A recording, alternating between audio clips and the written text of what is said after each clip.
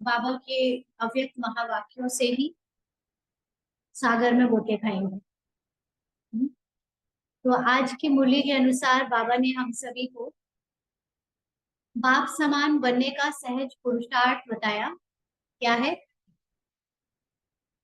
बाप समान बनने का सहज पुरुषार्थ क्या है? आज्ञाकारी बनो। पहली बात कि बाप समान बनना ये लक्ष्य है हमारा कि भूल जाता है। ये तो सबको याद रहता है देवी देवता बनना है, लेकिन देवी देवता बनने के पहले बाप समान बनना पड़ेगा, तब देवी देवता बन सकेंगे। क्योंकि देवी देवताओं की पूजा भगवान के रूप में होती है ना। तो हम लोगों को बाबा ने क्या टाइटल दिया है? मास्टर भगवान। तो मास्टर भगवान माना बाप समान। तो बाप समान बनने के लिए बाबा ने एक बहुत सहज युक्ति जो बोली है वो है आज्ञाकारी बनो। अब ये तो समझ लिया कि बाप समान बनना भी लक्ष्य है। मुख्य लक्ष्य तो वही है, देवी देवता उसके बाद बनते हैं। देवी देवता क्यों कहता है बाबा बनने के लिए ये लक्ष्य ज्यादा क्यों याद रहता है? क्योंकि हम सभी अपने को ना साकारी रूप में अभी भी देखते हैं, और आदत पड़ी हुई है साकारी से साकारी रूप में ही पुरुषार्थ करने की। अभी साधारण मनुष्य है, फिर देवी देवता वाले मनुष्य बन जाएगी। तो ये मेजोरिटी को आसान लगता है ना। निराकार रूप में अभी तक खुद की स्मृति टिकी नहीं है। तो निराकार रूप में ना तो खुद को समझ पाते हैं और ना खुद को बाप समान समझ पाते हैं कि हम बन पाएंगे वैसे। हाँ, ये मान लेते हैं कि हम देवी देवता बन सकते हैं, लेकिन निराकारी रूप में बाप समान बनेंगे ये कई आत्माओं को पहचानने में थोड़ा मुश्किल होता है। हाँ? तो बाबा ने आज देवी देवताओं की बात नहीं करी, लेकिन आज बाबा ने अपने समान बनाने की बात करी है। और इसके लिए बाबा ने जो पुरुषार्थ बताया है वो है आज्ञाकारी बनो। तो बाबा ने आज कहा कि बाप दादा अपने होली हंस मंडली को देख रहे हैं। हर एक बच्चा होली हंस है, सदा मन में ज्ञान रत्नों का मनन करते रहते हैं। होली हंस का काम ही है व्यर्थ के कंकड़ छोड़ना और ज्ञान रत्नों का मनन करना। एक एक रतन कितना अमूल्य है। हर एक बच्चा ज्ञान रत्नों की खान बन गए हैं।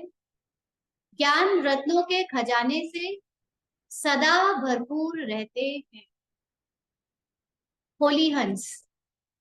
होली हंस जिसमें होली और हंस। होली का अर्थ होता है पवित्र, और हंस का मतलब होता है जो कंकड़ में से मोती चुग ले, जिसके अंदर परखने की शक्ति हो, क्या सही क्या गलत। तो अभी जब हम लोग बाबा का ज्ञान सुनते हैं तो सांसारिक ज्ञान जो अभी तक हमको था, उस ज्ञान से इस ज्ञान को जब कंपेयर करते हैं तो हमने कौन सा ज्ञान सेलेक्ट किया? बाबा का ज्ञान, परमात्मा और आत्मिक ज्ञान। तो बाबा ने कहा कि आपने होली हंस किसको कहा जाएगा? जिसने बाबा का ज्ञान अपने जीवन में उतारने का क्या लिया है? लक्ष्य लिया है। तो बाहर की सारी बातों को अब हम झूठ करार करते हुए, बाबा की बातों को सच मानते हुए यहाँ के ज्ञान से अपने को भर रहे हैं, है ना। तो एक तरफ से बाबा ने कहा कि बच्चे एक एक रतन अपने अंदर भर रहे हैं, रत्नों को डाल रहे हैं। रतन माने ज्ञान, है ना। और कंकड़ छोड़ रहे हैं। कंकड़ का मतलब पुरानी बातें ना। जैसे कल किसी ने हमसे कहा घर में, फिर से वही बात जो एक बार कई बार हो चुकी है कि जो झाड़ू लगाने वाली झाड़ू होती है उसको फूल नीचे नहीं रखो, मतलब फूल नीचे रखो और डंडा ऊपर, मतलब है ना। उल्टी झाड़ू नहीं रखी जाती कभी। और हम हमेशा डंडे वाले साइड को नीचे रखते हैं और जो फूल वाला पार्ट है वो ऊपर रखते हैं, जिससे उसका फूल खराब ना हो। नहीं तो वो उसकी जो तीलियां है वो टूटने लगती है। तो वो आत्मा बोली कि आत्मा क्या, उस समय तो किरदार में डूबी हुई आत्मा बोली कि ऐसे नहीं रखा जाता है। तो मैंने कहा क्यों नहीं रखा जाता? तो बोले बस नहीं रखा जाता है। मैंने कहा क्यों नहीं रखा जाता है? बोले पूर्वज कहते आए हैं कि नहीं रखा जाता है। तो मैंने कहा पूर्वज कौन? हम ही तो वो पूर्वज है ना।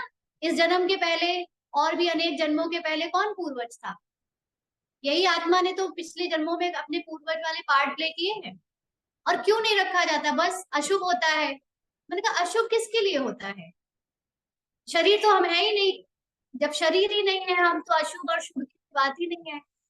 आपकी स्मृति क्या है ना? आपकी स्मृति अभी आत्मिक स्मृति बनी है या अभी भी शरीर में ही बाबा का ज्ञान सुन रहे हैं? जो शरीर में ही बाबा का ज्ञान सुन रहे हैं उनके लिए अभी भी शुभ अशुभ मुहूर्त और भी ऐसी कई जो शरीर वाली बातें होती है, पवित्रता और अपवित्रता, ये मत छू लेना, वो मत कर देना, इस खास टाइम पे ऐसे नहीं किया जाता, वैसे नहीं किया जाता, ये सब शरीर वाली जो अभी भी अपने को शरीर समझ के बीके समझ रहे हैं, ब्राह्मण समझ रहे हैं, उनके लिए ये बातें हैं।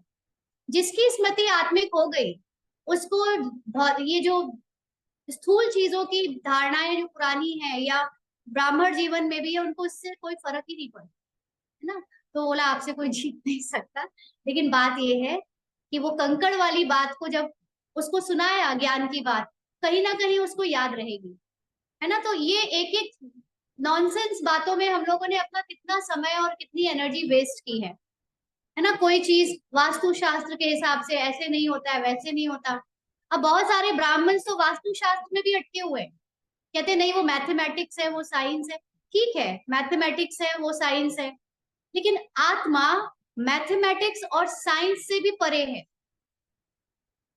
आत्मा माना बिंदु, बिंदु की आप परिभाषा देखेंगे, पॉइंट की आप परिभाषा देखेंगे, जो टाइम और स्पेस से बियॉन्ड है। इस संसार का कोई लॉ उसके ऊपर अप्लाई नहीं होता, ना वास्तु का, ना कोई साइंस का। हाँ, शरीर समझ के जी रहे हो, मन आपका जब तक खुद को शरीर समझ के ब्राह्मण का बीके का किरदार निभा रहा है, तो जरूर आपके हड्डियों में और सब दुनिया भर का दर्द आ सकता है। आत्मिक स्थिति में आपको कुछ भी नहीं हो सकता। आप किसी भी एंगल से किसी भी समय कुछ भी करो, स्मृति की बात है ना? तो इसलिए ये जो कंकड़ की बातें हैं वो धीरे धीरे हम बच्चे छोड़ रहे हैं, इसलिए बाबा हमको होली हंस कहता है और ज्ञान रत्नों में मनन करना, है ना? तो बाबा ने फिर कहा कि हर एक बच्चा ज्ञान रत्नों की खान बन गए हैं और ज्ञान रत्नों के खजाने से सदा भरपूर रहते हैं। अब बाबा के इतने सारे बच्चों में से कई बच्चे तो बाद में, मतलब अभी नए नए आ रहे हैं, कई बच्चे पुराने होते हुए भी अभी ज्ञान में उतने गहराई में नहीं गए हैं, लेकिन तब भी बाबा कह रहा है कि ज्ञान रत्नों के खजानों से सदा भरपूर रहते हैं। तो बाबा ये किससे कह रहा है? ब्राह्मण से, बीके से? ना बीके से ना ब्राह्मण से। अव्यक्त मूल्यों में बाबा बात करता है हमेशा संपूर्ण आत्मा से। साकार मूल्य में बाबा मनुष्य से ब्राह्मण बना रहा था, बनाता है, तो उसमें वो देह की बातें ज्यादा करता है ना, साकारी बातें ज्यादा करता है। अव्यक्त मूल्यों में बाबा जब हमको ये कह रहा है कि ज्ञान रत्नों के खजाने से सदा भरपूर रहते हैं, तो आत्मा तो है ही ज्ञान का सागर, भगवान ज्ञान का सागर। तो बाबा ने हमको भी क्या बोला है? मास्टर, हर चीज में मास्टर लगा दो, मास्टर ज्ञान का सागर। माना जो ज्ञान बाबा में है वो अज्ञान आत्मा में भी है। इट जस्ट कि ये बीके का पार्ट है उस अज्ञानता से ज्ञान में आने का। तो वो एक्टिंग कर रही है कि हम ज्ञान ले रहे हैं, ज्ञान समझ रहे हैं, ज्ञान को धारण कर रहे हैं, क्योंकि शरीर में ही धारणा होती है। शरीर से परे तो आत्मिक रूप में ना धारणा की बात है ना कुछ, वो तो एक सुषुप्त अवस्था में सब कुछ उसके अंदर होते हुए भी जैसे कुछ नहीं है।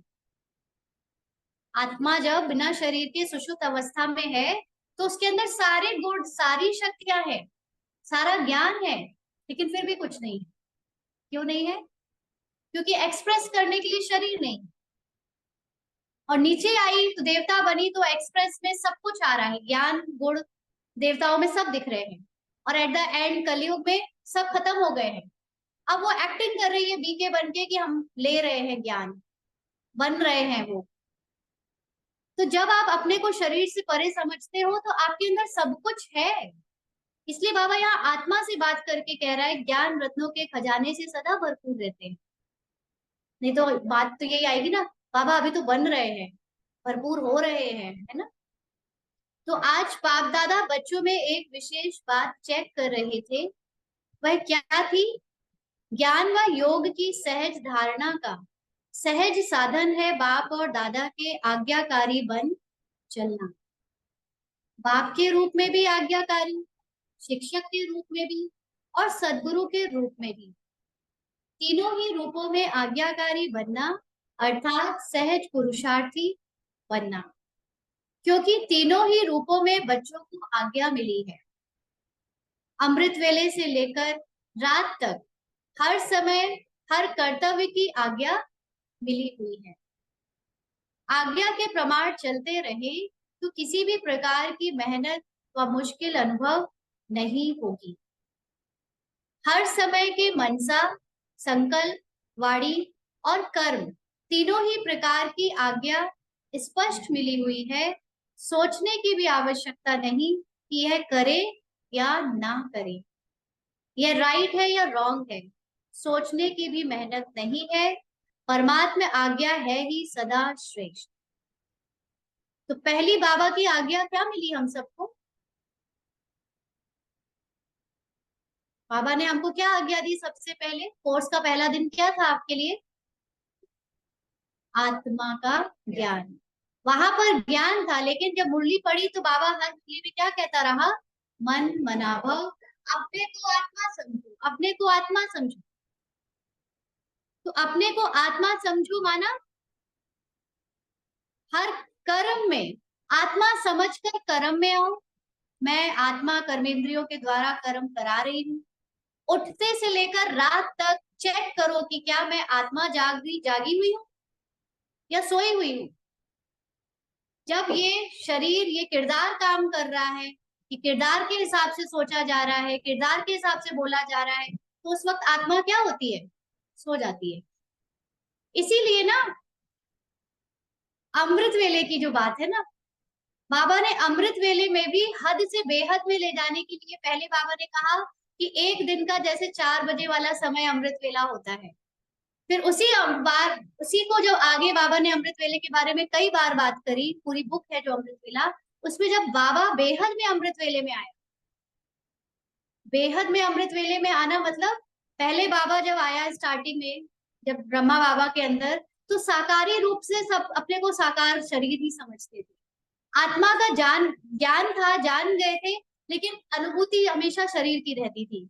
तो उस हिसाब से हम पूरे दिन 24 घंटे में वो जो 1 घंटे का या 2 ढाई घंटे का अमृत वेला समझते थे। लेकिन जिसकी स्मृति लगातार आत्मिक रहने लगती है, उसके लिए पूरा संगम युग अमृत वेला हो जाता है। और उसमें सोना, मतलब जैसे कई बार कईयों का प्रश्न होता है कि अमृत वेले के बाद सोना चाहिए या नहीं सोना चाहिए। अब प्रश्न उठता है, लोग तो जनरली यही वाला पूछते हैं, हद वाला अमृत वेला। हद वाला अमृत वेला मतलब 24 घंटे वाला, और बेहद में अमृत वेला मतलब ये पूरा संगम युग। तो हद का जो अमृत वेला है उसके बाद सोने में क्या होता है कि कई बार ऐसा आपको लगता है कि हम भारी हो जाते हैं, या फिर वो कि किसी किसी ने तो ये भी आंसर्स दिए हैं कि वो उतना नहीं मिलता जितना मिलना चाहिए। बात है आत्मा के जागने की। अगर आत्मा जाग गई है, और आत्मा जागी हुई मतलब कि हर पल वो आत्मा समझकर हर कर्म कर रही है, सोच रही है, बोल रही है, तो वो जागी हुई है। और उसके बाद सो जाने का मतलब है कि देह भान में आ जाना। बीच बीच में जो हम देह भान में आ जाते हैं, ये होता है आत्मा का सो जाना। और इसीलिए बाबा कहता है फिर उतना नहीं मिलता। 24 घंटे में आपने अमृत वेला किया मतलब आप हर पल जागृत हो, हर पल अपने को आत्मा समझकर जी रहे हो ना। मान लीजिए वो 8 घंटे, 6 घंटे, 4 घंटे की जो नींद ले रहे हैं, उसके सिवा उसमें भी बहुत अच्छी अवस्था कईयों की हो जाती है आत्मिक रूप में, लेकिन वो चलिए बहुत माइनॉरिटी की होती है। लेकिन जब आप सो नहीं रहे हो, तब सुबह से रात तक आप जिस अवस्था में हो, आप जागे हुए हो माना आप आत्मा समझ के जगे हुए, तो वो जागना है। और जब जब आप भूल जाते हो कि मैं आत्मा हूँ, और अभी ये बीके रूपाली या रूपाली का कैरेक्टर चलने लगता है, तो वो सो जाती है। तो कहा गया कि उसमें उतनी कमाई नहीं होती। बीके रूपाली बाबा को याद करती है या रूपाली बाबा को याद करती है तो उतनी कमाई नहीं होती, क्योंकि रूपाली याद करती है बाबा को तो रूपाली बाबा से रूह रिहान में रूपाली के किरदार की बातें करती है। बीके रूपाली जब बाबा से बात करती है तो सेवा की बात करती है, लेकिन ना बीके रूपाली ना रूपाली जब सिर्फ आत्मा बाबा के पास बैठती है और वो जागृत होती है, वो है मोटी कमाई। तो ये अमृत वेला है। लेकिन जब तक हम साकारी शरीर में अटके हुए हैं तो हम सिर्फ 4 बजे का समय अमृत वेला करते रहते है ना। तो बाबा ने हमको पूरी आज्ञा दी हुई है, और बाबा ने तीनों रोल से आज्ञा दी है, शिक्षक के रूप में भी, गुरु के रूप में भी, और बाप के रूप में तो दे ही रहा है कि सुबह से रात तक अपनी आत्मा को जागृत रखो, यानी आत्मिक स्थिति में रहो। तो बाबा कहते हैं अगर ऐसे रहोगे तो ये पुरुषार्थ तो बहुत सहज है, बाप समान बहुत आसानी से बन जाओगे। शरीरधारी को निराकारी बनने में बहुत मेहनत है, लेकिन जो निराकारी रूप में टिका रहता है उसको बाप समान बनने में बहुत आसानी से होगी, उसको इतनी मेहनत नहीं लगेगी, है ना। जैसे आज उन्होंने एक अनुभव शेयर किया अपने पार्ट में बेटे का, कि नहीं उसी को समझेंगे हम, है ना। उन्होंने बताया कि कल उनके पार्ट में जो बेटा है उसके साथ एक थोड़ा छोटा सा एक मतलब इंसिडेंट हुआ, एक्सीडेंट नहीं कहेंगे, इंसिडेंट। हाँ, उसको अभी हम लोग छोटा, अब देखो देहधारी कहेगा बहुत बड़ा है, ये बहुत बड़ी बात है। क्या होगा कि किसी ट्रैक्टर या ट्रक ने अचानक से बैक किया और वो पीछे खड़े थे तो उनसे जाकर वो भिड़ गया और वो बिल्कुल चिपक गए दीवार से, और ट्रक या ट्रैक्टर जो था वो उनको पुश कर रहा था, तो उनकी जो पसलियां वगैरह काफी दब रही थी, उनकी आवाज भी उस वक्त चली गई थोड़ी। बट वो उन्होंने बताया कि मैं डरा नहीं, और वो फिर ट्रक किसी ने बोला हटाओ हटाओ तो हट गए, फिर दोबारा किया, फिर से वही इंसिडेंट हुआ, लेकिन इस बार वो डरे बिल्कुल नहीं। तो मन में मनन चिंतन आया कि पता है क्यों हुआ है। वो उनका कहना है, शरीरधारी कहेगा कि बाबा ने बचा लिया, क्योंकि वो बचा लिया मतलब कौन कह रहा है, शरीर मरने से बच गया। आत्मा कभी कहेगी कि बचा लिया? आत्मा को तो कुछ हो ही नहीं सकता था, शरीर चूर चूर भी हो जाए तो आत्मा को तो कुछ हो ही नहीं सकता था। शरीर कह रहा है बाबा ने बचा लिया। और दूसरी बात की जो डर नहीं लगा, जो सब कुछ सेफली हो गया, वो पता है क्यों हुआ? क्योंकि आत्मा की अपनी शक्ति बढ़ गई है। हम कहने को, बाबा को शुक्रिया करने को जरूर कहते हैं कि बाबा ने कर दिया, बाबा बचा लेते हैं, बाबा कर देते हैं, लेकिन बाप समान स्थिति क्या है कि हम ही वैसे बन जाएंगे बाबा के जैसे। और हम खुद अपने को अपन, हम सब देखते हैं जब पेपर आते हैं, परीक्षाएं आती है, तो हम देखते हैं कि हमारे अंदर अवस्था पहले से कितनी ऊंची हो गई है, निर्भय हो गई है, सहन शक्ति आ गई है, अनेक शक्तियां आ गई हैं। तो ये क्या है, ये बाप समान स्थिति के करीब पहुंच रहे हैं ना हम। तो इन शॉर्ट हम ही बाप समान बन जाते हैं। तो एक्चुअली में बाबा ये कहता है कि मुझे याद करो, इनफैक्ट हमें अपनी शक्तियां याद आ जाती हैं। हम ये नहीं, कहने का मतलब ये नहीं कि बाबा को हमें थैंक यू नहीं कहना है, लेकिन समझने की बात है, बाप समान बनने में हम जो जितना ज्यादा, जितनी जल्दी निराकारी स्थिति में टिकेंगे, उतनी जल्दी हम एकदम बाबा के जैसे अपने आप को शक्तिशाली अनुभव करेंगे। और जैसे फिर प्रकृति या भौतिक चीजें या साकारी चीजें निराकारी बाप को टच नहीं कर सकती, उनको प्रभावित नहीं कर सकती, वैसे हमको भी नहीं कर सकेंगे, है ना। तो इसलिए बाबा कहते हैं अगर ऐसे रहोगे तो फिर परमात्मा में आज्ञा जो है इतनी श्रेष्ठ आज्ञा है, इससे तो बहुत आसान हो जाएगा बाप समान बनना ना। फिर वैसे बाबा ने मुरली में आज कुमारों की बात करी, लेकिन हम इसको अपने लिए लेंगे, ठीक है। बाबा ने कहा कि यह वायदा किया है, बाबा से हम सब जब से बाबा के बने हैं तो ये वादा किया था ना, या अभी भी किया है, कि तन भी, मन भी, धन भी और संबंध भी सब आपसे। यह भी वादा पक्का किया है? बाबा पूछ रहे हैं, बोलने मात्र बोलते रहते हो? नहीं बाबा सब आपका है, नहीं बाबा ये सब आप ही का है, और घर गए क्या होगा, कैसे होगा, भविष्य में क्या होगा, सारी चिंताएं अपना समझ के, है ना। हाँ, तो इसीलिए तो बाबा पूछ रहे हैं भक्ति वाली आदत भी यहाँ पर पड़ी है क्या?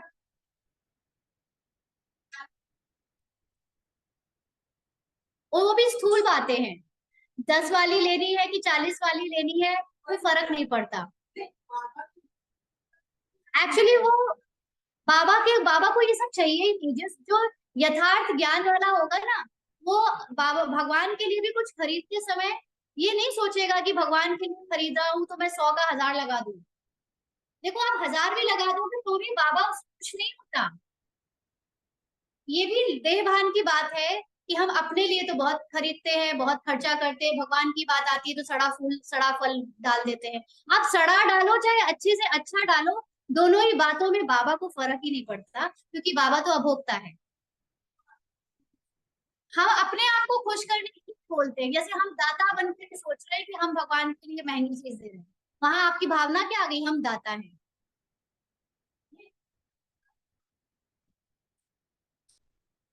हाँ, वही तो बात है। और उसी के लिए हम दाता बन जाते हैं। भगवान ने दिया और फिर दाता हम ही बन के उनको देने की एक्टिंग करते हैं, है? तो यहाँ पे बाबा कहते हैं जब तन मन धन संपत्ति सब आपका है तो मेरा क्या रहा, फिर कुछ मेरापन है? होता ही क्या है, तन मन धन और जन। जन माने लोग, रिश्ते नाते, है ना? सब बाप के हवाले कर लिया। प्रवृत्ति वालों ने किया है, घर गृहस्थी वालों को ज्यादा अटैचमेंट होती है ना, किया है। मधुबन वालों ने किया है, पक्का है ना? तो बाबा कहते जब मन भी बाप का हुआ, मेरा मन तो नहीं है ना। अब तन तक तो हम समझते हैं बाबा का है, लेकिन उसमें भी जब बीमारी आती है तो हाय हाय मेरा शरीर, हाय मेरा शरीर। ऐसा नहीं कि शरीर का इलाज नहीं कराना है, शरीर की केयर नहीं करनी है, लेकिन मेरा समझ के करनी है कि बाबा का समझ के करनी है। बाबा का समझ के करोगे तो आपको चिंता होगी, होती है। किसी और की प्रॉपर्टी को, मान लीजिए किसी और की कोई चीज आपके पास है और वो खराब हो रही है, तो आप उसको दिखाओगे, ठीक कराओगे, सब कुछ करोगे, लेकिन उसको फील नहीं करोगे। और वो जब अपनी कहते हो उसको कि मेरी है, तो फीलिंग भी बहुत आती है। इतनी मुश्किल से खरीदी थी, क्या होगा, फिर दूसरी लेनी पड़ेगी या कुछ भी। शरीर की बात है तो शरीर अपना समझ के करोगे तो चिंता भी रहेगी। इलाज पूरा कराओ, लेकिन चिंता के साथ कराने को बाबा ने किसने कहा, कब कहा? और मेरापन, मेरा शरीर है, ये बाबा ने कब कहा? फिर धन, चलो धन के लिए तो बहुत सारी आत्माएं बाबा की फिर भी काफी जागृत हो गई, बाबा का धन है, बाबा से पूछ के करते हैं, वो तो फिर भी अच्छा है ना? कईयों मैं कुछ लोगों का नहीं भी है, कहने के बाद भी वो अपना ही समझ के खर्च करते हैं। लेकिन सबसे बड़ी बात है जन और मन, और खास तौर से मन ना। तो बाबा कहते हैं ये मन मेरा है, मेरा समझ कर यूज करना है। जब मन बाप को दे दिया तो यह भी आपके पास अमानत है। ये मन का क्या काम होता है आपके अंदर? हम्म? युद्ध, सबसे ज्यादा युद्ध किस में चलती है? मन में चलती है। परिस्थिति तो सेकंड, मिनट या घंटे के लिए आती है, और जो पूरे टाइम हम अकेले में अंदर ही अंदर चलता रहता है, संकल्पों का युद्ध, वो तो मन में ही चलता है ना। तो फिर क्या होता है? फिर कहते हैं बाबा के सामने बैठकर कि मेरा मन परेशान है, या आपस में भी, है ना, मेरे मन में व्यर्थ संकल्प आते हैं, मेरा मन विचलित होता है। बाबा कह रहे जब मेरा है ही नहीं, अमानत है, फिर अमानत को मेरा समझ कर यूज करना, क्या यह अमानत में खयानत नहीं है? सपोज करो मन एक चावल की पोटली है, ठीक है? अब उस चावल में कीड़े लग रहे हैं, चावल की पोटली में कीड़े पड़ रहे हैं। आपको पता है कि ये पोटली मुझे किसी और ने दी है। अब अगर उसने जब दी है तब तो ठीक है, बट कीड़े पड़ रहे हैं, तो आप उसको साक्षी होकर देख रहे हो कि इसमें पड़ रहे हैं, कि आप ये बोलने लगोगे मेरी पोटली में, मेरे चावल में कीड़े पड़ रहे हैं, खराब हो रहे हैं, उसको ठीक कैसे करूं, साफ कैसे करूं, क्या करोगे बताओ? किसी और ने पोटली दी है तो उसको मेरा समझ के चिंता करोगे उस पोटली के कीड़े पड़ने में? अभी करोगे हैं? चाहे अपना हो चाहे दूसरों का हो, चिंता तो लेनी ही है, हाँ? ऐसा, ये मन भी, मन में जो कीड़े पड़ रहे हैं, यानी मन में जो विचार उल्टे सीधे गलत डर के या कमजोर संकल्प आ रहे हैं, ये मन किसका है? बाबा का है। इसमें कमजोर संकल्प आ रहे हैं तो किसकी प्रॉब्लम है, बाबा की है कि मेरी है? इसमें भय जो लग रहा है वो मेरी प्रॉब्लम है कि बाबा की है? बाबा की प्रॉब्लम है ना। ये जो चावल की टोकरी है यहाँ, इस या पोटली है, उसमें जो कीड़े लग रहे हैं, यानी व्यर्थ के और नेगेटिव संकल्प आ रहे हैं, ये बाबा अपने दिए ना, बाबा की पोटली है। अब इसमें चाहे जो आए, बाबा आपके में पड़ रहे हैं, ये मेरा मन है ही नहीं। तो क्या होगा? अगर कहोगे ये मेरा मन है तो अमानत में खयानत हो गई ना। बाबा के चावल अपने समझ कर खीर बनाने के लिए धोने लगे। हाँ, धोए जा रहे हैं, इसको साफ करने में लगे हुए हैं। मैं अपने विचारों को यहाँ साफ करने आई हूँ, अपने विचारों को। अच्छा, बाबा कहेगा अच्छा तुम्हारे विचार है ये? बहुत सूक्ष्म में जाना है। देहधारी तो यही समझता है मेरे विचार। आत्मा के साथ बाबा कहते हैं अच्छा तुम्हारे विचार कहाँ से आए? किरदार को मैंने दिए थे, तुम्हारी कहानी मैंने लिखी है। वैसे तो बाबा ने भी नहीं लिखी है, ड्रामा अनुसार फिक्स्ड है, लेकिन चलो बाबा को थैंक यू बोलने के लिए या बाबा पे से रिश्ता रखने के लिए बोल दो, है ना। तो बाबा कहते माया के दरवाजे ही है मैं और मेरा। तो तन भी आपका नहीं, फिर देह अभिमान का मैं कहाँ से आया? मन भी आपका नहीं, तो मेरा मेरा कहाँ से आया? मेरा मन आज बहुत परेशान है। किसका मन परेशान है? मेरा। मेरा, बाबा कहेगा मेरा कौन सा मन है? तुम्हारे पास है कोई मन? आत्मा के पास कोई मन है जब वो निराकारी रूप में है? तो मन बुद्धि संस्कार तीनों चीजें आत्मा में कब होती है? जब वो शरीर में होती है। और बाबा हमको शरीर से निकाल कर आत्मिक स्थिति में टिका कर बात कर रहा है। तो उस आत्मिक स्थिति में ना उसके पास मन है, ना बुद्धि है, ना संस्कार है, तो फिर ये मेरा कहाँ से आया? तो ये तो किरदार का है, या बाबा का है, या ड्रामा का है ना। बाबा कहते हैं बाप का है या सिर्फ कहना है, करना नहीं? कहना बाप का और मानना मेरा। सिर्फ पहला वायदा याद करो कि ना बॉडी कॉन्शियस की मैं है ना मेरा। ये बॉडी कॉन्शियस है ना, अभी भी जो आप कहते हो मैं, मेरी बुद्धि बहुत अच्छी है, मेरी विशेषताएं ये है। किसकी विशेषता है? एक भी चीज इस शरीर की आप कह दो आपने रचना रची हो, ये नाक आपने बनाई हो, ये आंख आपने बनाई हो, बनाई है? अपनी छोड़ो, अपने पेट से निकलने वाले उस बच्चे जो पार्ट में बच्चा है उसकी भी कुछ बनाया आपने? एक बाल भी आपने उगाया? उसके अंदर कमी है या गुण है? दोनों में से कुछ भी आपने डाला? आप संकल्प कर सकते थे कि जो संतान हो वो ऐसी ऐसी हो, लेकिन होगी या नहीं होगी ये आपके हाथ में था? मेरा बच्चा, मेरे बच्चे के नंबर बहुत अच्छे आते हैं, मेरा बच्चा बहुत होशियार है, या मेरा बच्चा बुद्धू है। कौन सा मेरा बच्चा और कौन से बुद्धू और कौन सी होशियारी जो आप इसमें अहंकार जमाए हो? कौन सी पहचान आपने बनाई हुई है ना। बाबा कहते तो जो बाप की आज्ञा है, तन को भी अमानत समझो, मन को भी अमानत समझो, फिर मेहनत की जरूरत है क्या? हाँ, कोई भी कमजोरी आती है तो इन दो शब्दों से आती है, मैं और मेरा। बाबा बिल्कुल आपको नेकेड बनाने आया है, आत्मा एकदम नेकेड, कुछ भी नहीं है इसका, है ना। तो ना आपका तन है ना बॉडी कॉन्शियस का मैं। मन में जो भी संकल्प चलते हैं, अगर आज्ञाकारी हो तो बाप की आज्ञा क्या है? पॉजिटिव सोचो, शुभ भावना के संकल्प करो। अब ये बात बाबा ना आत्मा से नहीं, ये किरदार से कह रहा है, क्योंकि किरदार सोचता है नेगेटिव। तो बाबा कहता है कि अब पॉजिटिव सोचो। नहीं तो अगर आत्मिक रूप में देखें तो ना तो आत्मा पॉजिटिव सोचती है ना नेगेटिव सोचती है, सोचती नहीं है। अब सोचने का पार्ट चल रहा है ड्रामा में।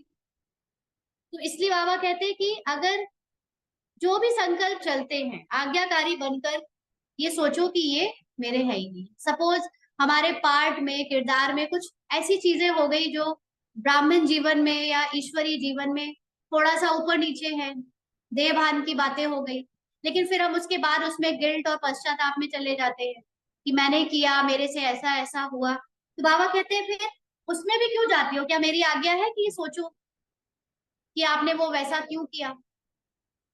बाबा ने ये आज्ञा जरूर दी है कि आप आत्मिक स्थिति में टिककर ये सारी दुनिया के काम करो, लेकिन अगर बाय चांस देह भान का कुछ काम हो गया, पार्ट निकल गया, उसके बारे में फिर व्यर्थ सोचो, ये बाबा की आज्ञा है क्या? क्या आज्ञा है बाबा की? फुल स्टॉप लगाओ। पॉजिटिव सोचो। तो यहाँ पॉजिटिव सोचने का मतलब क्या है?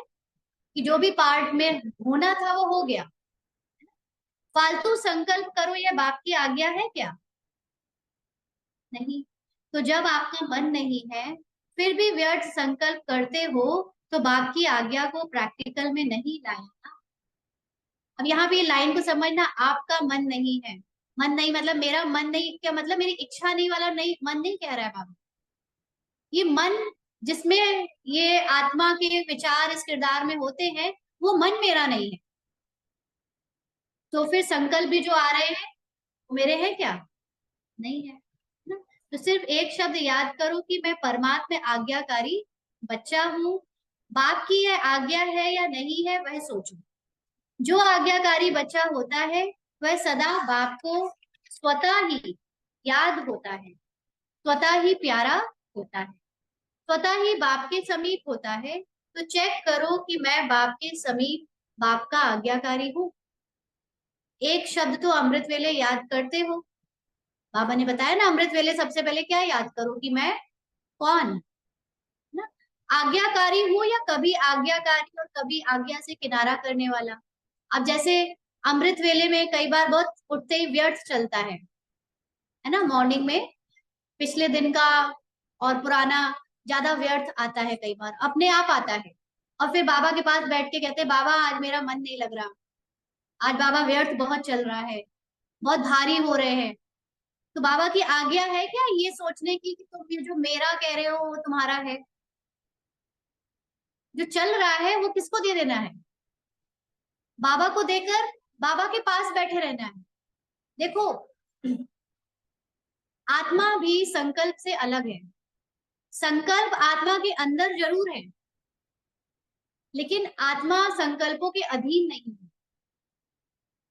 जब मैं आत्मा अपने संकल्पों से अपनी दूरी बना लूंगी ना, तो मैं बाप के समान बन पाऊंगी।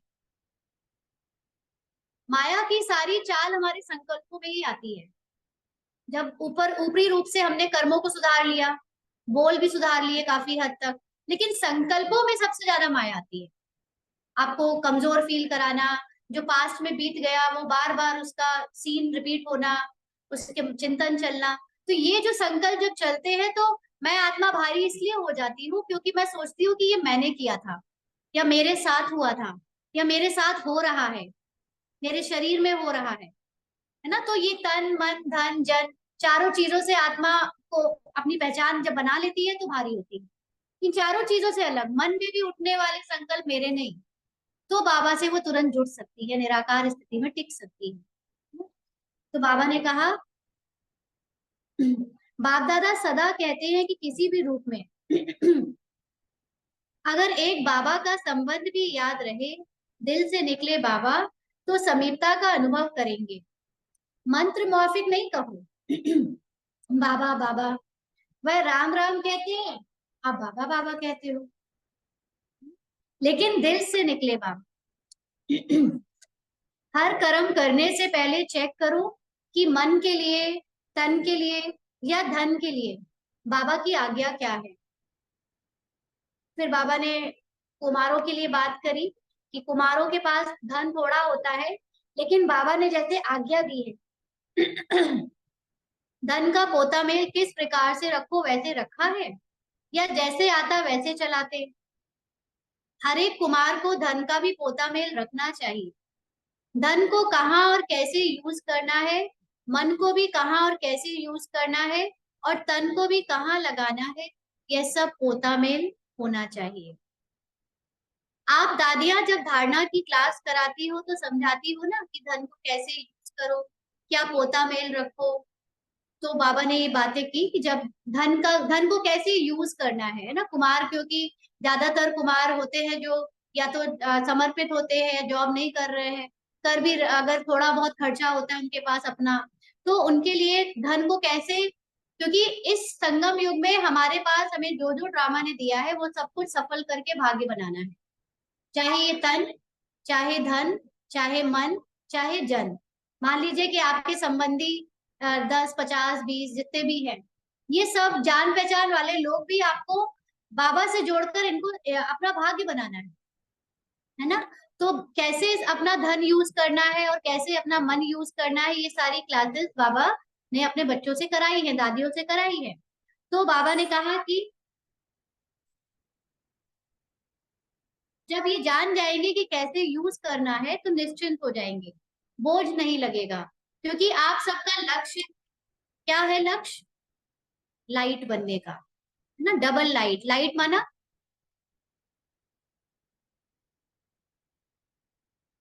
लाइट तो बस आत्मा है। फरिश्ता भी साकारी रूप में है। फरिश्ता स्थिति है ना। फरिश्ता ये नहीं है कि आप लाइट के बनोगे और पीछे दो पंख निकल आएंगे और आप एंजल बनकर ऊपर उड़ने लगोगे। ये सब आज भी उतनी ही फैंटेसी है, इमेजिनेशन है जितनी पहले थी। फरिश्तापन एक स्थिति है।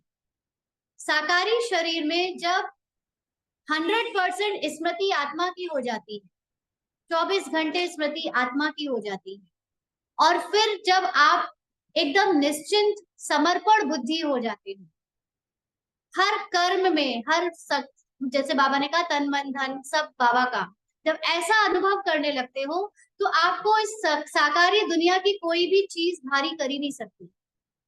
आप जैसे उड़ते हुए रहते हो, हल्के रहते हो। एक सेकंड भी आपके कोई संकल्प आपको भारी नहीं कर सकते, क्योंकि जो अगर संकल्प आ भी रहे हैं ना तो पता है कि मेरे नहीं।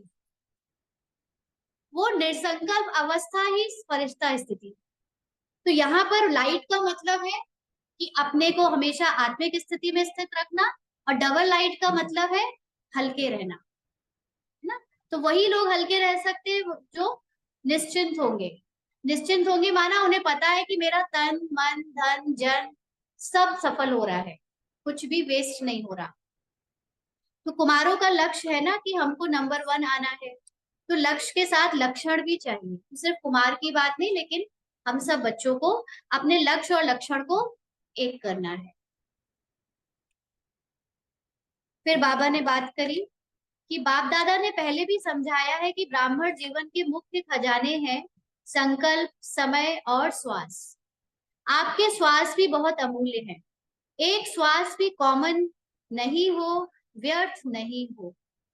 भक्ति में कहते हैं श्वासों श्वास अपने इष्ट को याद करो। श्वास भी व्यर्थ नहीं जाए। श्वास का मतलब ये वाली सांसें, हवा वाली सांसें, जैसे कहते हैं ना श्वासों के बीच में गैप नहीं होता, तो ऐसे हमारी स्मृति में एक सेकंड भी ब्रेक ना आए, है ना। तो ज्ञान का खजाना, शक्तियों का खजाना यह तो है ही, लेकिन मुख्य यह तीनों खजाने संकल्प, समय और श्वास आज्ञा प्रमाण सफल होते हैं, व्यर्थ तो नहीं जाते। अब देखो, जैसे हमारे अभी पर्सनल अनुभव में ऐसा हुआ कि कल कुछ ड्रामा में ऐसा सीन आया जिसमें हमने आ, लौकिकता में जाकर कुछ हमें करना पड़ा ना, लौकिकता में लौकिक का पार्ट प्ले करना पड़ा। तो उस समय करते समय मैं आत्मिक स्थिति में तो रही, सामने वाली आत्माओं को आत्मा के रूप में भी देखा, और साक्षी होकर देख रही थी कि ये जो बातें कह रही है, बोल रही है, ये उसमें पूरा देह भान वाली बातें कह रही है। लेकिन मैं आत्मिक स्थिति में थी, बट बोलते समय वो पार्ट बज रहा था, और मैं साक्षी होकर अपने पार्ट को बजता हुआ देख रही हूँ। उन लोगों को तो बिल्कुल लौकिकता ही लगेगी मुझसे, जो लोग जिन आत्माओं से मेरा पार्ट चल रहा था। फिर जब वो पार्ट सीन ओवर हो गया, तो 2 घंटे के बाद इसके अंदर मन में, इस पार्ट के मन में व्यर्थ चलना शुरू हुआ। तुमने आज 3 घंटे बर्बाद कर दिए, सेवा भी नहीं करी, क्लास भी नहीं ली, वो कमाई तुम्हारी बर्बाद हो गई, ऊपर से देहधारियों के बीच में जाकर फालतू के विकर्म और विकारों वाली बातें करी। विकारों की मतलब देहभान वाली बातें की, वो वाली नहीं विकार, लेकिन इन जनरल बातें करी आपने, शरीर वाली बातें। तो कितना आपने मतलब समय मैंने बर्बाद किया। अब ये बात जो थी ना, ये व्यर्थ में आती है। ये जो 2 घंटे के बाद जो ये पुराने सीन को देखकर और याद कर कर अब ये जो क्रिटिसिज्म की अंदर ही अंदर चर्चा चल रही है मन ही मन में, ये है व्यर्थ। हाँ, हाँ, एग्जैक्टली वो ड्रामा था, लेकिन मन में क्या चाल चली उस वक्त मैं याद में थी, जबकि वो 3 घंटे में याद में थी, और ये मन ने उस वक्त तो अपना काम कर नहीं पाया, तो ये बाद में आकर मुझे आत्मा को और भी वो कर रहा है कि बाबा से दूर हो जाओ।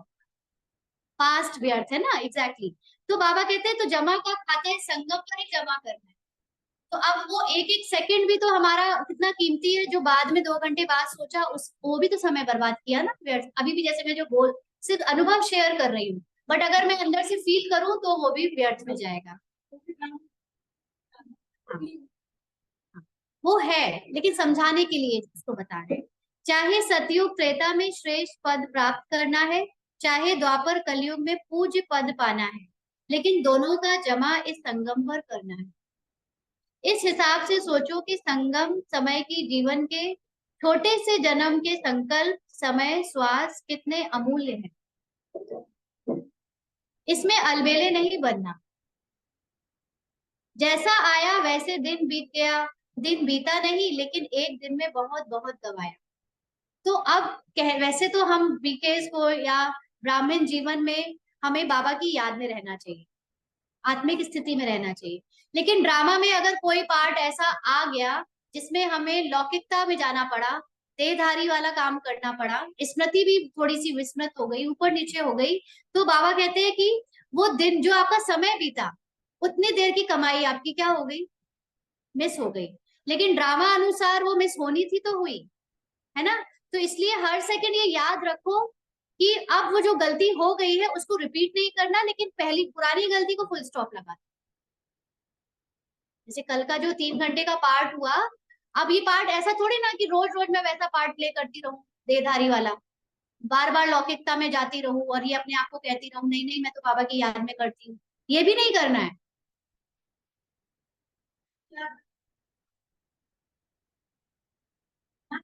हाँ वो तो आपको करना पड़ेगा, वो तो करना पड़ेगा, लेकिन हमें रियलाइज हुआ कि अगर हम उस सीन में नहीं भी होते तो भी वो काम हो जाता, है ना। तो जब भी कोई फालतू संकल्प फालतू समय जाता है तो ऐसे नहीं समझो कि चलो 5 मिनट गया, बचाओ। समय अनुसार देखो, प्रकृति अपने कार्य में कितनी तीव्र है, कुछ ना कुछ खेल दिखाती रहती है, कहाँ ना कहाँ खेल दिखाती रहती है। लेकिन प्रकृति पति ब्राह्मण बच्चों का खेल एक ही है, उड़ती कला का। माना परिस्थिति में कुछ भी होता रहे, आप लौकिक का पार्ट प्ले करो चाहे अलौकिक का पार्ट प्ले करो, आपका बस एक ही अभ्यास है, तुरंत बाबा के पास जाके बैठ जाना, आत्मिक स्मृति में टिक जाना। ये इसको कहते हैं उड़ती कला। तो प्रकृति को तो खेल दिखाती, लेकिन ब्राह्मण अपनी उड़ती कला का खेल दिखा रहे हो, हम दिखा रहे हैं, हम पहुंचते हैं बाबा और बाबा के पास। हम्म? कोई बच्चों ने बाप दादा को उड़ीसा के समुद्री तूफान की रिजल्ट लिख कर दी, ये हुआ ये हुआ, तो वह प्रकृति का खेल तो देख लिया, लेकिन बाप दादा पूछते हैं कि आप लोगों ने सिर्फ प्रकृति का खेल देखा या अपने उड़ती कला के खेल में बिजी रहे। हम्म? अभी कोरोना भी हुआ, है ना, बहुत सारे बीकेज का इंटरेस्ट इसी में था, कितने मर गए, कहाँ कहाँ से कौन कौन निकल रहा है कोरोना में, मेजोरिटी इसी में चली गई। बहुत कम आत्माएं जो है उस टाइम को अपने योग में अपने पुरुषार्थ में लगाती हैं। बाबा पूछ रहा है कि ऐसे समय पर आप क्या देखते हो, खेल देखने में लग जाते हो। देखा देखा हमारे बाबा ने तो कहा था फॉरवर्ड करो मैसेज, ये करो वो करो, दुनिया भर को बताओ कि हमने तो कहा हुआ है, बाबा ने कहा हुआ है। लेकिन बहुत कम आत्माएं हैं जो उस वक्त अपने को अंतर्मुखी बनाकर उस समय को पुरुषार्थ में अपनी आत्मिक उन्नति में लगाती है ना। तो बाबा ने कहा या सिर्फ समाचार सुनते सुनते रहे, समाचार तो सब सुनना भी पड़ता है, परंतु जितना समाचार सुनने में इंटरेस्ट रहता है उतना अपनी कुर्ती कला की बाजी में रहने का इंटरेस्ट रहा। मतलब अपने को आत्मिक स्मृति में टिकाने का इंटरेस्ट रहता है इतना। कई बच्चे गुप्त योगी भी हैं, कुछ जो गुप्त योगी होते हैं वो शो नहीं करते, क्योंकि ये स्मृति की बात है। स्मृति में आप सेकंड में बाबा के पास पहुंच जाते हो सक कई बार हमको दुनिया को लग रहा हो कि ये तो देहधारी बहुत लौकिकता और स्थूलता का पार्ट प्ले कर रही है, लेकिन आपको पता नहीं होता कि वो अंदर से आत्मिक स्मृति में टिकी हुई है। ये बहुत गुप्त पार्ट है। कोई कोई घंटों बैठे रहता है, 8 8 घंटे योग करके दिखाता है, और दुनिया के सामने उनको लगता है ये बहुत अच्छे योगी है, और वो बाबा जाने गुड़ की गोथरी जाने कौन कितना अच्छा योगी है। कोई बहुत कलरफुल लाइफ जी रहा है, लौकिकता से भरी हुई दिखावे की लाइफ जी रहा है, अंदर से उसकी आत्मिक स्मृति बहुत परफेक्ट है ना। कलर्ड जीवन में भी, और कोई एकदम वाइट में है लेकिन सब कुछ चल रहा है, दिख रहा है बहुत योगी, लेकिन अंदर से खिली हुई हो सकती है स्थिति, है ना। बाबा कहते हैं बच्चों को जो बच्चे गुप्त योगी है उनको बाप दादा की मदद भी बहुत मिली है, और ऐसे बच्चे स्वयं भी अचल साक्षी रहे और वायुमंडल में भी समय पर सहयोग दिया। तो उस समय जब कोई भी परिस्थिति आती है तो किस बात की जरूरत होती है, हम ये पूरा नहीं पढ़ेंगे, इसका शॉर्ट में करेंगे कि जब भी कोई परिस्थिति ऐसे आती है ना, जब चारों तरफ सोशल सर्विस वाले एक्टिवेट हो जाते हैं, कोई कपड़ा बांट रहा है, कोई खाना बांट रहा है, कोई जगह जगह से डोनेशन ले रहा है ना, तो वो सब लौकिक वाले करते हैं, स्कूल करने वाले करते हैं, लेकिन बाबा के बच्चों का काम क्या है? बाबा के बच्चों का क्या काम होता है उस समय? और ये काम कोई और नहीं कर सकता। आत्मिक स्थिति में टिककर उन आत्माओं को सुख, शांति, है ना, शक्तियों का प्रकाश देना, साकाश देना, ये बाबा के बच्चों का काम होता है।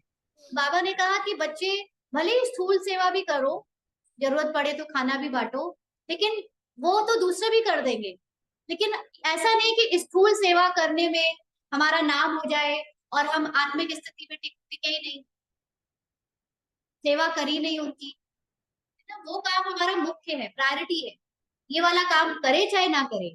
तो बाबा ने कहा कि समय अभी तो रिहर्सल करा रहा है, आगे चलकर ये सब चारों तरफ दिखेगा, तब आप बच्चे, जो बच्चे अपने अंदर इतनी शक्तियां और खजाने जमा करेंगे वही समय पर यूज कर पाएंगे। तो वो खजाने क्या है, शक्तियां क्या है? मुख्य बात है अपनी आत्मिक स्मृति ही खजाना है। अपने को आत्मा देखना और दूसरों को आत्मा रूप में देखना, सबसे बड़ा खजाना तो यही है, सबसे बड़ी शुभ भावना यही है। जब मैं आपको आपके पार्ट के अनुसार ना देखूं, है ना, बीमार पड़ रहे हैं लोग, हाहाकार हो रहा है, लेकिन बाबा कैसे देखता है सबको? बाबा देखता है क्या कि वो चिल्ला रहा है, एक हॉस्पिटल में पेशेंट, 100 पेशेंट है, वो चिल्ला रहे हैं, बाबा को ये दिख रहा है क्या? मान लो एक बहुत वर्स्ट सिनेरियो में किसी हॉस्पिटल में आग लग गई, है ना, अब वहां पे पेशेंट चिल्ला रहे हैं, दुनिया के सीन के अकॉर्डिंग तो ये बहुत भयानक सीन है। बाबा के बच्चे भी इसको देखेंगे तो वैरायटी तरह के इसमें से रिस्पॉन्स आएंगे, बहुत बेकार हुआ, कैसे हुआ, कुछ सीन में ही देखने में पता है क्या हुआ, यहाँ ये हुआ, इतने मर गए, ये ऐसे में लगे रहेंगे। लेकिन बाबा कैसे देख रहा होगा उनको, उस सीन को कैसे देख रहा होगा बाबा? हाँ, करेक्ट। बाबा को पता है कि ये एक्टिंग चल रही है, ये सब एक्टिंग है, शरीर शरीर भस्म हो रहे हैं, शरीर जल के खाक बन रहे हैं, आत्मा को तो कुछ बिगाड़ ही नहीं सकता, बाबा को पता है, और ये सब कुछ बाबा देख रहा है कि ये पिक्चर में एक सीन चल रहा है, बस एक्टिंग शूटिंग, बाबा को कुछ फर्क पड़ रहा है? अब हम में से कितने लोग उस स्थिति में देखेंगे उस सीन?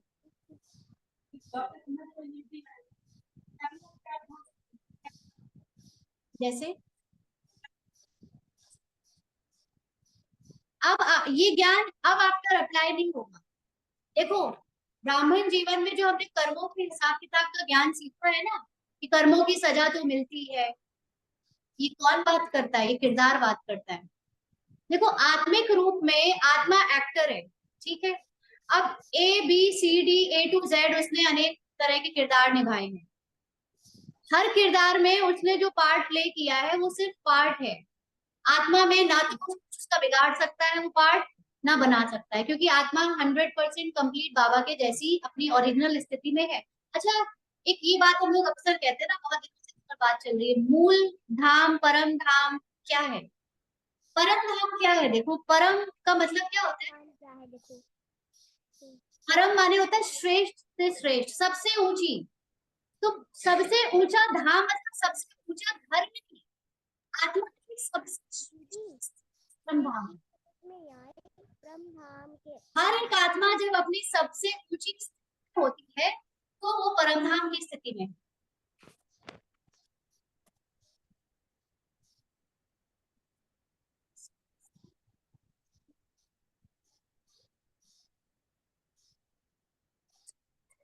इसी को मूल धाम कहते हैं ना, मूल वतन कहते हैं।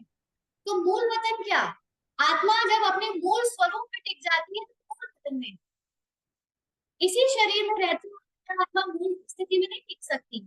गुलजार दादी ने काफी समय मूल स्थिति में निकाला है, ब्रह्मा बाबा ने काफी समय मूल स्थिति में निकाला, इसीलिए गुलजार दादी को बोला गया निर्संकल्प स्थिति। आत्मा अपने मूल स्थिति में कोई संकल्प करती ही नहीं है, ड्रामा अनुसार जो होना है। गुलजार दादी ने स्तन में परम धाम को जिया है, मूल वतन को जिया है। हर आत्मा जब अपने पार्ट में उस परम अवस्था को प्राप्त कर लेती है, परम धाम पहुंच गई। तो यहाँ पर ये जो शक्तियां और जो खजाने हैं, ये आपके कब यूज होंगे, जब आपकी आत्मिक स्मृति 100% हो जाएगी, अपने आप आपके खजाने निकलेंगे, आपको देना नहीं पड़ेगा। अभी तक हम लोग पुरुषार्थ जो करते थे ना, तो उसमें ऐसा रहता था कि मैं भेज रही हूँ शांति की किरणें, बाबा से ले रही हूँ और भेज रही हूँ। ये शरीरधारी बीके जीवन कर रहा था। ओरिजिनली आत्मिक स्थिति, आप ना कुछ दे रहे हो, आप ना कुछ ले रहे हो, ऑटोमेटिकली आपको सारी आत्मिक शक्तिशाली दिखेगी, है ना। जैसे हमारे घर में कुछ 2-3 कल ऐसे करीब से लोग आए, पार्ट में गरीब हैं, है ना, उनका पार्ट गरीबों वाला था, तो बैठे हुए थे, तो देखते हुए भी कि कैसे वो गरीब है, ये स्मृति थी कि यहाँ जरूर गरीबी का पार्ट प्ले कर रहे हैं ये आत्मा, लेकिन अब मूल रूप में बेहद संपूर्ण है, संपन्न है, कोई कमी नहीं है इस आत्मा को। तो ये जो स्थिति है, उस स्थिति में उसको देखना जो उसकी मूल स्थिति है, ये है शक्तिशाली बनना। जब हर एक आत्मा को उस स्थिति में देखते हो ना, तो आपकी शक्तियां, आपके खजाने ऑटोमेटिकली दूसरों को मिलते हैं। तो इसलिए बाबा पूछ रहे हैं कि शक्तियां जमा है, शांति जमा है, जमा करना नहीं है, सिर्फ अपनी मूल स्थिति में टिक जाना है, तो जमा है ऑलरेडी। तो इसका मतलब है कि अभी हम 10 मिनट टिकते हैं, 20 मिनट टिकते हैं, आधा पौन 1 घंटा करते हैं योग, 2 घंटे 8 घंटे करते हैं, लेकिन जो 24 घंटे से प्रति में होगा, उसके अंदर तो ये सारी जमा है, इसका अभ्यास बढ़ाना है। तो बाबा ने कहा हाथ तो बहुत अच्छा उठाते हैं, अभी प्रैक्टिकल में दिखाना है, साक्षी होकर देखना भी है, सुनना भी है और सहयोग देना। तो आत्मा को ये पार्ट साक्षी होकर प्ले करना है, सहयोग भी देना है। तो बाकी बाबा ने कहा कि आखिरी रियल पार्ट जब बजेगा, उसमें साक्षी और निर्भय होकर देखे भी और पार्ट भी बजावे। तो जो किरदार में डूबा होगा वो निर्भय हो पाएगा? निर्भयता जो स्टेज है, ये आत्मिक स्थिति की स्टेज है, क्योंकि किरदार में कोई कितना से कितना बड़ा भी पुलिस वाला हो, आर्मी वाला हो, टेररिस्ट हो, इस संसार में ऐसा कोई नहीं है जिसको कोई ना कोई भय ना हो। एक टेररिस्ट भी होता है ना, तो वो हो सकता है कि वो अपने शरीर को बॉम्ब से ब्लास्ट करने में डरता नहीं हो, लेकिन कोई ना कोई उसका छुपा हुआ भय उसके अंदर जरूर होगा। उसकी फैमिली का कुछ खराब ना हो जाए, उसका कोई दोस्त ना कुछ किसी के साथ कुछ हो जाए, हर एक के अंदर कोई ना कोई भय है। तो निर्भय स्थिति सिर्फ और सिर्फ आत्मिक स्थिति में टिक हो सकती है, और ये जो पार्ट है वो वही बजा सकते हैं जो आत्मिक स्थिति में टिकने का अभ्यास निरंतर करेंगे। तो दाता के बच्चे दाता बन, जो आत्माओं को चाहिए वह देते रहो। अब आप में से कितने लोगों को पता है हमारे सामने जो आत्मा आती है उसको क्या चाहिए? पता चलता है? नहीं पता चलता ना, ऐसे फिर कैसे देंगे दाता बन के? हर एक आत्मा को 7 चीजों, 7 गुणों में से कुछ ना कुछ चाहिए। आप 7 गुणों को रिफ्लेक्ट करते रहो, वाइब्रेट करते रहो, जिसको जो चाहिए वो अपने आप ले लेगा। अभी तो गिनती करते हैं हम, हमने इतने लोगों की सेवा करी, कईयों ने तो गिनती की भी होगी कि हमने इतने लोगों को परिचय दिया या कोर्स कराया। स्थूल में आप कितनों को दे लोगे, लौकिक में कितनों को दे लोगे? यहाँ तो प्रकृति को भी देना है, तो जो ओरिजिनली आत्मिक स्मृति में टिकने का अभ्यास कर रहा है वो अनगिनत आत्माओं की सेवा कर रहा है। उसकी सेवा स्थूल की सेवा से कई गुना ज्यादा है ना। बाबा कहते हैं इसलिए स्टॉक जमा करो। जिनका स्टॉक अपने पास होगा उतना ही दाता बन सकेंगे। अंत तक अपने लिए ही जमा करते रहेंगे तो दाता नहीं बन सकेंगे। अनेक जन्म जो श्रेष्ठ पद पाना है वह प्राप्त नहीं कर सकते हैं। अपने लिए जमा करना मतलब अभी हम ही बन रहे हैं निर्भय। अभी हम ही सोच रहे हैं कि हमको बनना है, हमको शक्तियां लेनी है। अभी सुबह की मुरली में हमने डिस्कस किया था ना, अभी से दाता बन जाओ। जब आप दाता बनोगे तो ऑटोमेटिकली बढ़ना शुरू हो जाता है। जैसे हम लोग जिस टाइम पर ज्ञान में आने का पार्ट दिख रहा है अभी, लास्ट का पार्ट है। अगर हम ये सोचे कि हम दादियों के समान पहले संपन्न संपूर्ण बन जाएं और फिर हम दूसरों को आ, वैसे बोलेंगे सिखाएंगे, ये टाइम ही नहीं है ना। जैसे हम लोगों ने ज्ञान में जब आए तो बाबा ने 1-2 साल के अंदर ही सेवाओं में उतारना शुरू कर दिया है ना। तो उस समय ऐसी परीक्षाएं आती थी कि कोई कोई कहता था आपको क्या आता है अभी, आपको क्या पता है, आप क्या जानो मुरली सुनाना। ऐसे ऐसे हमारे लिए, हम लोगों के लिए ऐसे पार्ट आए हैं, परीक्षाएं आई हैं, है ना। तो अगर हमने उस वक्त देने का पार्ट शुरू ना बाबा ने कराया होता या ड्रामा में ना होता तो ये जो भरा है वो नहीं भरता। हम वेट करते कि पहले हम 10 साल चले ज्ञान में, अपने आप को सीनियर कहे, उसके बाद हम सेवा में उतरेंगे, तब तो फिर टाइम ही ओवर हो जाता। तो जितना जितना आप दाता बनते जाओगे आप भरपूर होने लगोगे, होते रहोगे, है ना। बाबा ने कहा इसलिए एक बात तो अपने पास स्टॉक जमा करो। सबसे बड़ा स्टॉक है शुभ भावना, श्रेष्ठ कामना का भंडार सदा भरपूर रहो। अब हम लोग पहले जब श्रेष्ठ भावना देते थे ना तो ऐसे देते थे, कोई गुस्सा कर रहा है तो बोलते थे ये शांत स्वरूप आत्मा है, ये प्रेम स्वरूप आत्मा है, ऐसे देते थे। अब ऐसे हम कितनों को दे लेंगे, और कितनों को दे लेंगे के अलावा सबसे बड़ी बात कि उस समय हम ड्रामा को बदलने की कोशिश कर रहे होते थे। ड्रामा में किसी का पार्ट ही है मोगैम्बो बनने का, किसी का पार्ट ही है शहनशाह बनने का, किसी का पार्ट ही है गुस्सा करने का। अब हम उसको शांत स्वरूप आत्मा है बन क्यों नहीं रही। इतने दिन से इसको साकाश दे रहे हैं, 2 बार के लिए वो शांत हो गए, खुश हो गए। अगर उसका पार्ट है ही गुस्सा करने का, बाबा ने अभी क्या कहा, इच्छा मात्र मिथ्या, किसी का पार्ट बदलने की इच्छा नहीं करो। तो करना क्या है, फिर क्या करें, उसको आत्मिक स्वरूप में देखो कि वो सब है ही शांत दे रहे हैं नहीं, वो है ही शांत स्वरूप, ये तो पार्ट में ऐसा उसका पार्ट चाहिए। ये है उसके लिए सबसे श्रेष्ठ भावना और शुभकामना, है ना। तो जो विशेष शक्तियां हैं वह शक्तियां जिस समय जिसको जो चाहिए वह दे सको। अभी समय अनुसार सिर्फ अपने पुरुषार्थ में संकल्प और समय दो, साथ साथ दाता बन विश्व को भी सहयोग दो। अपना पुरुषार्थ तो सुनाया कि अमृत वेले ही यह सोचूं कि मैं आज्ञाकारी बच्चा हूँ, हर कर्म के लिए आज्ञा मिली हुई है, उठने की, सोने की, खाने की, कर्म योगी बनने की, तो हर कर्म की आज्ञा पर चलना है। क्या आज्ञा मिली है, ये सब करने में क्या करना है, आत्मिक स्मृति में करना है, आज्ञाकारी बनना, यही बाप समान बनना। बस श्रीमत पर चलना, ना मनमत और ना परमत। देह भान में आए आए तो कहीं ये मन बोलेगा कुछ कुछ या फिर दूसरे बोलेंगे कुछ कुछ और आप उसमें अटक जाओगे, एडिशन नहीं हो। कभी मनमत पर कभी परमत पर चलेंगे तो मेहनत करनी पड़ेगी, सहज नहीं होगा, क्योंकि मनमत परमत उड़ने नहीं देगी। उड़ने का मतलब आत्मिक स्मृति में टिकने नहीं देगी। मनमत परमत बोझ वाली है और बोझ उड़ने नहीं देगा। श्रीमत डबल लाइट बनाती है। श्रीमत पर चलना अर्थात सहज बाप समान। तो बाबा ने ये हमको आज्ञाकारी बनने का क्या बताया है, सहज पुरुषार्थ बताया है। बाकी तो फिर बाबा ने कुछ और बातें, हाँ विघ्न विनाशक की। बाबा ने कहा समय आएगा, यूथ ग्रुप के लिए बोला था लेकिन ये हम अपने लिए सुनेंगे, कि जब आप विघ्न विनाशक बन जाओगे तो क्या होगा। विघ्न विनाशक का अर्थ क्या होता है, गणेश जी को भगवान समझकर भक्त लोग विघ्न विनाशक समझते हैं। अभी ज्ञानी आत्माएं बोले विघ्नों को पार करने वाले,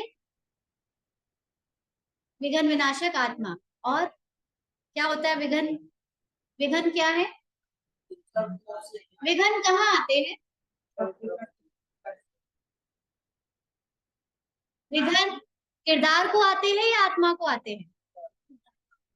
हाँ, किरदार को आते हैं। तो विघ्न विनाश करने के लिए किरदार बनकर विघ्नों को विनाश करें, या अपनी आत्मिक स्मृति में टिक जाए तो विघ्न अपने आप समाप्त हो जाएंगे? अपनी आत्मिक स्मृति में टिक जाओ तो विघ्न अपने आप समाप्त हो जाएंगे ना। तो इसको कहते हैं विघ्न विनाश। और सबसे बड़ी जो व्यर्थ चलते हैं, है ना, बीच बीच में जो व्यर्थ आते हैं, उससे भी उपराम रहना है। व्यर्थ भले चलते रहे, व्यर्थ को रोको नहीं। रोकोगे तो फिर तो लड़ाई शुरू हो जाएगी दुनिया में। क्या होता है जब कोई ज्यादा बहस कर रहा होता है तो कहते हैं ना, तुम शांत रहो, साइड हो जाओ, अपने आप शांत हो जाए। तो ये व्यर्थ भी क्या है? एक शोर है मन का। इस मन के शोर को सुनते हुए भी सुनो नहीं। इसको कहते हैं विघ्न विनाश। ये नहीं कि हम व्यर्थ को खत्म करें तो हम विघ्न विनाशक कहलाएंगे। व्यर्थ होते हुए भी हम व्यर्थ से अटके नहीं, इससे अपने को उपराम कर आत्मिक स्थिति में टिके, है ना। तो विघ्न, बाबा ने फिर कहा, विघ्न की हार भले हो लेकिन वार नहीं करे। वार कोई आप पे कब कर सकता है? जब आपका सामना करो। सामना करना माना फेस करना किसी को। तो आप व्यर्थ का जब सामना करोगे, उसको फेस करोगे, तो वो वार करेगा, है ना। लेकिन आप उसका सामना ही नहीं करो, अपने अंदर चल रहे वेस्ट से लड़ो नहीं, चुप हो जाओ, शांत हो जाओ। चुप क्यों नहीं होते? चलते तो रहो, तुम्हारा चलने का काम, तुम चलो, मैं बाबा के पास बैठी। मन और आत्मा अलग अलग। आत्मा को यही अभ्यास करना है कि मैं अपने को मन से अलग कर लूं। फिर मन का काम जो है ना अभी व्यर्थ का, वो धीरे धीरे कम होने लगेगा। वो देखेगा कि ये आत्मा तो मुझ पे ध्यान ही नहीं दे रही, मैं इसको इतने व्यर्थ दे रहा हूँ, आत्मा है कि डिस्टर्ब ही नहीं हो रही। तो कब तक वो आपको व्यर्थ देगा? अपने आप शांत हो जाएगा। ठीक है। तब बाबा ने कहा कि आगे से सिर्फ इतना लिखना, खुशखबरी, ओके वेरी गुड, मैं विगत नाशक बन गया।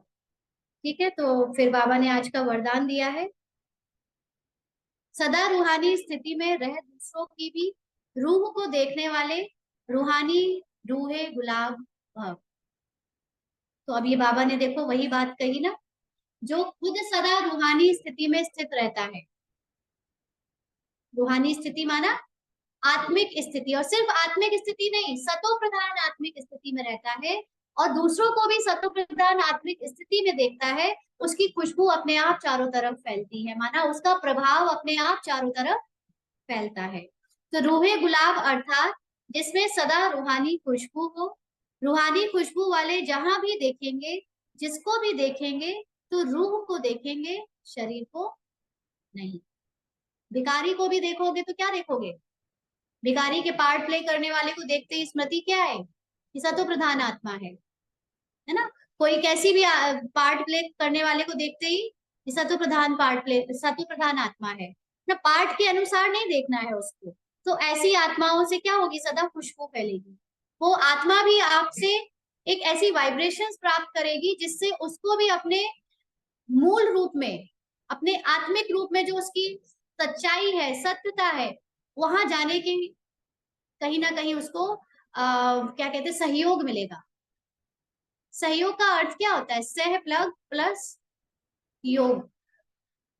सह माने साथ में, साथ में, और योग माना जोड़, है ना। जोड़ मतलब किसी के किसी से अपना जुड़ाव महसूस करना। अब सपोज कि मैं आपके बारे में पार्ट के अनुसार नहीं देख रही हूँ, मान लो आपका नेगेटिव पार्ट भी है, लेकिन मैं आपको पॉजिटिव रूप में देख रही हूँ, सतो प्रधान आत्मा के रूप में देख रही हूँ। बाबा कहते हैं ना, हर आत्मा को सहयोग दो। तो आपको मुझसे क्या सहयोग मिलेगा? आपका योग मतलब आपका जो मूल अवस्था है, आपकी स्मृति भी मेरे जैसी होने लगी। मैं आपको सतोप्रधान अवस्था में देखूंगी तो आप भी अपने आप को सतोप्रधान अवस्था के करीब जाने में सहज अनुभव करोगे। समझ रहे? हाँ, समझा? इसको कहते हैं सहयोग देना। मैं आपको पार्ट बदलने की कोशिश करूँ, आपका पाठ हिंसा का है तो मैं भी हिंसा आपको बोलूं नहीं, आप शांत स्वरूप आत्मा हो, आप शांत। पाठ में तुम खूब हिंसा करते रहो, लेकिन आप सतो प्रधान आत्मा हो, मैं इस स्मृति में आपको देखूं तो आपको सहयोग मिलेगा। आपको योग जो है ना आपका, मेरे योग मतलब मेरी अवस्था जो आत्मिक अवस्था है उससे योग लग जाएगा ना। तो वो भिखारीपना या वो क्रोधीपना उसका धीरे धीरे हल्का होने लगेगा, अगर वो ड्रामा अनुसार अभी पार्ट खत्म होने को आया है तो, है ना। तो ऐसे बाबा ने कहा जैसे बाप ऊंचे से ऊंचा है, ऐसे उसका बगीचा भी ऊंचे से ऊंचा है, जिस बगीचे का विशेष श्रृंगार रूहे गुलाब आप बच्चे हो। हाँ, नहीं मिलती कुछ नहीं है, शक्तिशाली है ना वो आत्मा। अब आप अगर ये कह रहे हो उसको शक्ति मिलने लगती, मतलब अभी उसको शक्ति नहीं है, तो आपने उसको संपूर्ण रूप में कहाँ देखा। बात शक्ति और गुण की लेन देन की नहीं है, पूरी बात स्मृति की है। स्मृति आते ही समर्थी आ जाती है। बाबा हमें यहाँ शक्ति लेने देने की बात कहता जरूर है, लेकिन असलियत यह है कि ना हम शक्ति ले रहे हैं ना हम शक्ति दे रहे हैं। स्मृति आती है तो शक्ति अपने आप महसूस हो जाती है। जैसे जैसे पार्ट में जब आप माँ बनते हो, कोई एक लड़की ने शादी करी, शादी से बाद वो जब माँ बनी तो कोई उसको शक्ति आ नहीं गई, उसको स्मृति आई कि मैं माँ हूँ। तो माँ की स्मृति के अकॉर्डिंग उसका अपने आप उसके अंदर से जो पार्ट प्ले होता है बच्चे के देखभाल के लिए, बच्चे को पालने के लिए, उसके लिए इमोशंस वाला सब कुछ अपने आप इमर्ज हो जाता है। कहाँ से शक्ति ली उस माँ ने, घंटों भक्ति करी हो या पूजा करी हो या उस वक्त भगवान आके दर्शन देकर गए हो, स्मृति रिवर्ज हो गई। खेल सारा स्मृति का है बस। तो देवी देवता की स्मृति में बाबा हमको इसलिए कह रहा है क्योंकि शरीर से शरीर बनना है तो आसान है तुम्हारे लिए, लेकिन देवी देवताओं को याद करने से भी हमारी स्मृति में शक्तियां पूरी नहीं रिफ्लेक्ट हो रही है, निराकारी मूल रूप में पूरी रिफ्लेक्ट हो रही है। तो मैं आपको जब सतो प्रधान मूल रूप में देखती हूँ अपने थर्ड आई से, तो आपको वो अपनी स्मृति अपने आप आने लगती है, ज्ञान से नहीं आएगी, लेकिन आपको अपना ये भिखारीपना या ये गुस्से वाला पार्ट या नेगेटिव पार्ट हल्का हल्का होने लगे धीरे धीरे, है ना।